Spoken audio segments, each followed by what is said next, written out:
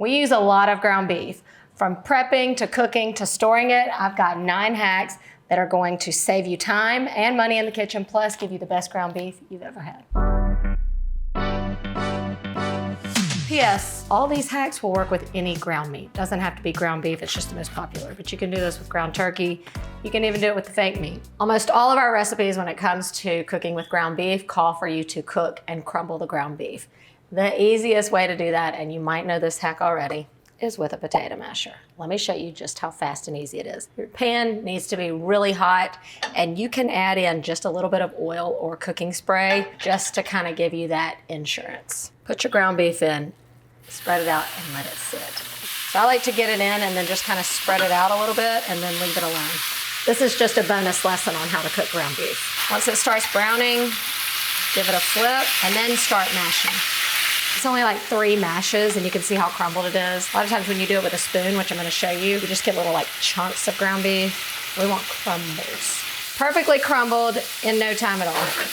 I may as well show you the wrong way too, just so you can compare the crumbles. If we just do it with a spoon, see this is taking a lot longer because you can only do such a small section at one time, and then you really have to work it with your spoon. Where this is just a couple mashes and you get perfectly good crumbles. And then you're not left with these big like chunks like this. Potato masher for the win. Now, for the next 3, they all involve draining hacks, okay? One reason I hate to drain my ground beef is because I hate dirtying up a strainer and then it all gets caught in those little holes. So no strainer, no problem for these next 3. This first one kind of blows my mind. All you need is a fork. Place your fork down, place the lid over, and then it creates an opening that's big enough for the grease to come out, but not the ground beef. And then the grease is going to spill down the fork into your bowl or whatever. I mean, that's just freaking genius. Now you're ready to finish off your ground beef. And my next hack involves pouring it in the sink. Oh, calm down. Get some heavy duty foil, place it over the drain, and then press it down into the drain where you form a cup. I love this way because you don't have to worry about where you're gonna put the grease. You just roll it up and throw it in the trash. So place your strainer over your foil and then just pour the beef right in. Then this goes back into your pan, ready to finish off. And then this, you just toss in the trash. I should probably be embarrassed that this last way is the way I use the most. It involves no strainer, no other bowl, but just some paper towels. This is the best method if you're just browning a small amount of ground beef. I like to kind of push it to one side of the pan and then tilt your pan. And then I get my paper towels with a pair of tongs. Wait till it all pours down and sops up into the paper towel. I feel like you probably do this too, don't you? Clean it off. Now this goes right here. This next hack I love so much because have you seen the price of ground beef? Remember when it used to be inexpensive and like the cheap way to go? So this hack is a way to stretch your ground beef. Adding in mushrooms. You've got to trust me on this. No one will know unless you tell them. You just want to finely chop these. You can do it with a knife or the food processor. It just kind of melts right into the ground beef. It's gonna add the volume of like another pound of ground beef. So I got 2 packs of mushrooms for $4. This is really the best thing to do if you are like crumbling your ground beef. I don't know if it would hide quite as much if you're like putting it in a burger, but anytime you're crumbling your beef in a recipe, you can do this. Look at that. They do not even have to be that fine. You can chop these with a knife and just kind of, you know, mince them a little bit. Let me show you. Look at this. $4 worth of mushrooms. Get your ground beef going first, and then we're gonna cook the mushrooms in some of that beef fat. We'll add those in just a minute. That's what you want. Once your beef is ground and crumbled and you see all the grease that's come out, that's what's going to cook our mushrooms. Watch them disappear. That's about the same amount of mushrooms as it is ground beef. Trust the process. You wanna season it well. If you just eat it plain, you're gonna taste, you know, a little something different in the flavor, but we're gonna season it. I feel like we should try this out on somebody. And then you want all that liquid from the mushrooms to evaporate out before you're done. Yes, I know you can still see them a little bit. If you use a heavy seasoning, like a taco seasoning, it will cover that up easily. I'm gonna close my eyes and try to taste the mushroom.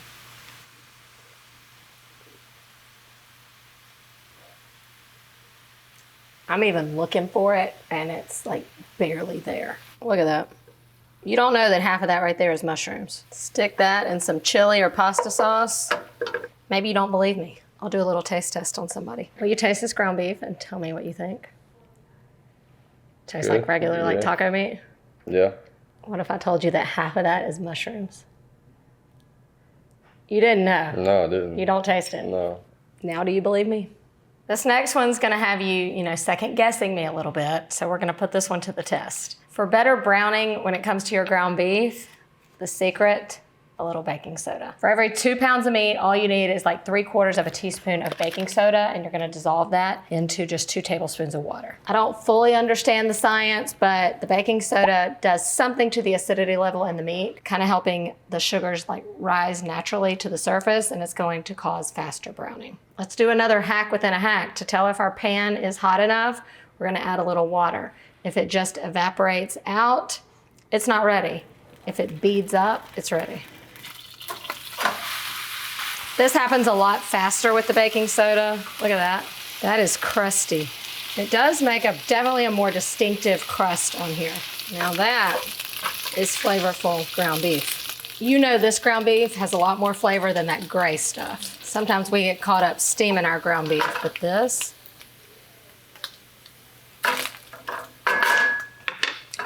it works. These next 2 hacks are about freezing, storing, and thus saving money. One of the great things about ground beef is that it is perfectly fine to eat after it's been frozen. You know how sometimes steaks, it affects their texture if you freeze a steak and then eat it? Not ground beef, it's the same. Or ground turkey, or ground chicken. And you'll definitely save money, first of all, by buying it in bulk, and then you need to keep it in the freezer. This first hack involves saving room in the freezer. So there is a best way to freeze and store your ground beef. And it is to go ahead and portion it out into like 1 pound portions in a Ziploc bag. Pat it down into a flat layer and get out all the air. Zip it up. Now you can have stackable packages of ground beef. I can freeze 4 pounds in the same space as you can 2. Winner, winner, beef's for dinner. Another great hack when it comes to freezing is that you can do it in portions, not just pound size amounts, but you can do individual size portions. Flatten it to a uniform thickness, and if you're taking up the whole bag, it can't have any air in it. Then you're gonna go ahead and pre-portion it out. For example, this is like 2 pounds of meat. You can do it into 4 half-pound portions, or what I like about this method is that you can create the perfect burger size portion. 2 pounds, you're gonna get nice 1/3 pound size burgers. So just take a spatula or a ruler or something with a straight edge and go ahead and create the portions in the bag. Then you'll freeze it like this. I did one yesterday. And now you can just break off whatever amount you want. So if you just wanna make 2 burgers, you can do that. These don't even need to be thawed out. You can do you a nice little smash burger from frozen. Speaking of from frozen, there has been a time where you want to cook dinner and you forgot to pull the ground beef out to thaw it. So here's just a regular thick portion of ground beef, and here's how you cook it straight from the freezer. Get your pan really hot and then add in just a little bit of oil to act as a little barrier. And then you're just gonna place your meat down and then don't touch it.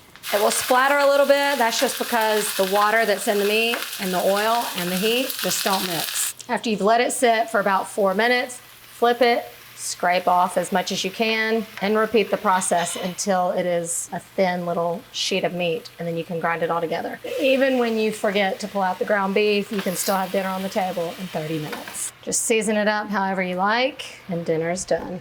Hopefully I've solved some of your problems, or at least taught you something, or maybe even blown your mind. Let me know in the comments below. Beef, it's what's for dinner. You didn't know? No, I didn't. You don't taste it? No. Now, oh God, that just flicked a